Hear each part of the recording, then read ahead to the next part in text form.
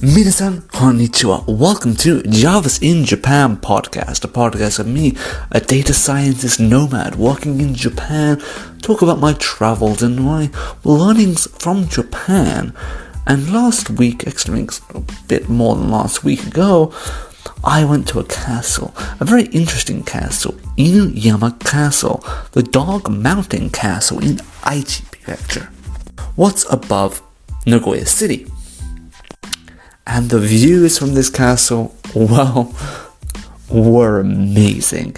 So today I wanted to talk a little about this castle because it's definitely someplace I recommend you go to if the weather is amazing and you're staying in Nagoya on a trip to Japan.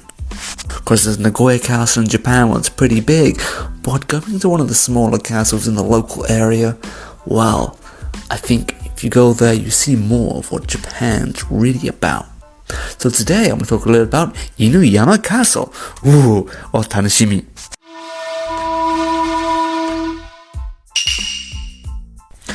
So Inuyama Castle is located in Aichi prefecture and it's right at the border of Gift prefecture. No, literally, it's right on the river border. What is the Kiso River? And it goes literally, it's on a little hill looking across this river and it has an amazing view on a great day because you can literally see the entire surroundings. The castle is only about 20 meters tall, but it's on a hill as well, so it's an elevated position and literally you can see everywhere. You can see the mountains in Shiga prefecture of Ikebukiyama. You can even go and see mountains in Nagano. Yeah, it was on Takiyama, you can even see that from there, and you can also see the city of Nagoya, like the skyscrapers there. If you get a perfect day, this castle is an amazing view, and you can understand why the creator of this castle, the father of old Nobunaga, chose this spot for his castle, because the view is extremely controlling. You can see anyone coming in and coming out. And it's on a river, so you can block access to people coming to Aichi prefecture, or coming from Shiga prefecture, or going to Shiga prefecture, because this was a key trade road in sort of medieval Japan. So the father of old Nobunaga, Oda Nobuko, built this castle in 1537. And this is the warring states period in Japan, where all the warlords having civil wars, murdering each other, all that good fun stuff. But when that period was over and peace came to Japan, thanks to his son, old Nobunaga, and the other three heroes, and eventually Tokugawa Ieyasu took over and led to 200 years of peace in the Edo period. But in that period, a lot of castles got destroyed, because there's no really need to have loads of castles everywhere, because if you want to control the place, you don't want these other few warlords having too much power, right? So a lot of them got destroyed, but Inuyama Castle is one that stayed. As well, if you go to the castle, you understand why. Like, it has an amazing view from the top. Any warlord would want to choose this castle over any other one, because it's just such a great view. In a time of peace, you don't need to worry about war, you just really want somewhere you can sit back, relax, and be like, well, I'm the boss of this land. Still, so Inuyama Castle is the perfect place for the daimyo to look over the lands. And this castle actually stepped around for a long time. And even in the Meiji period, when Japan wanted to become more westernized and destroyed more castles, the main tower of the castle, Inuyama, was kept.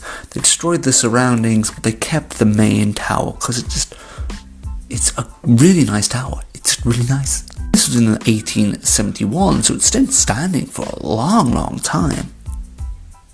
And then in 1891, a magnitude 8.4 earthquake happened, and half of it got destroyed. So it survived wars along 200 years of history, and then finally half of the tower finally got taken down by an earthquake, a really bad one as well, but it got rebuilt. And in 1952, Showa Junen, it got accepted as a national treasure, and today it's kept on that way and is technically the oldest tower in Japan, the Tower Castle, still standing in Japan. Because it survived quite a long time. I don't think it got burnt down in World War II like Nagoya Castle did. And now the surrounding castle areas are a little bit rebuilt. They built one of the main gates, and below the shrine, or below the sort of mountain it's on, the castle has like 2 shrines, are really nice to visit. So if you do come to Inuyama, I would recommend you go for the shrines as well. So you go on a little pilgrimage up to the shrines, and then you go up to the castle, see the great views, and enjoy what Aichi really has to offer. And one thing I did find funny when I went there is that there actually was a commercial being filmed at the same time. And I think it was for the Kitsune Udon. Because there was a weird guy with a dog tail walking around, and had lots of cameramen and like TV personnel just walking around. So I was like, am I going to be in a commercial now? So I want to look out for that. Like, this is just me walking around, trying to be like a YouTuber with my phone, taking a tour. Like, this is Inuyama Castle.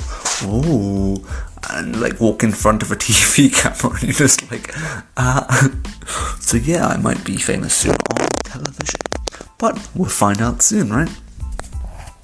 So now you've gone to the castle, seen amazing views. What else is there to do in Inuyama? Well, actually, before the castle, there is an old samurai town. As Japanese castles, there used to be the samurai district, where the daimyo would live in the castle and his samurai would live around him, with all the old style buildings. And a lot of them are still around, and one of the main streets walking to Inuyama Castle, that's still standing, with a lot of the old Edo style buildings. There's lots of local produce, local merchandise, and local shops still going. Well, it's really nice. So if you want to go and walk in yukata, be more traditional, it's a good place to do that too. Lots of nice photos opportunities here. And one interesting place I did find, there was a 100 dango shop. So dango is a Japanese style sweet you have on sticks. Very nice. And for 100 that's really cheap, like 100 yen, that's really cheap. And it seemed to be one of those really old style businesses in Japan. The old family businesses would keep on going, and they're like, I'm not going to change my prices. The prices were the same when I was a kid, and they're going to be the same now. You know, very stubborn old people, but they keep on the same sort of style of like dango for like generations. Probably won't live on another generation, but it's still there now. So I had some dango and walked around and saw some shops. Nice to do. It's always good to eat from the local shops, not just, well, the tourism shops, because a lot of them can be very expensive, especially with some of the very matcha shops around. What aren't really matcha, they're more like sugar cake shops. If you want to go for the matcha, you go for the traditional shops in the Sado, and you get the nice little matcha chocolates. They're the best ones to go. So, now before we end with stuff, how do you access Inuyama Castle? That is always a good one to go on to, right? If you want to get here, how do you get here? So when I went to Inuyama Castle, I went from Aichi. No, actually, not from Aichi. I am wrong right there. I went in from the other way. I came from Gifu prefecture.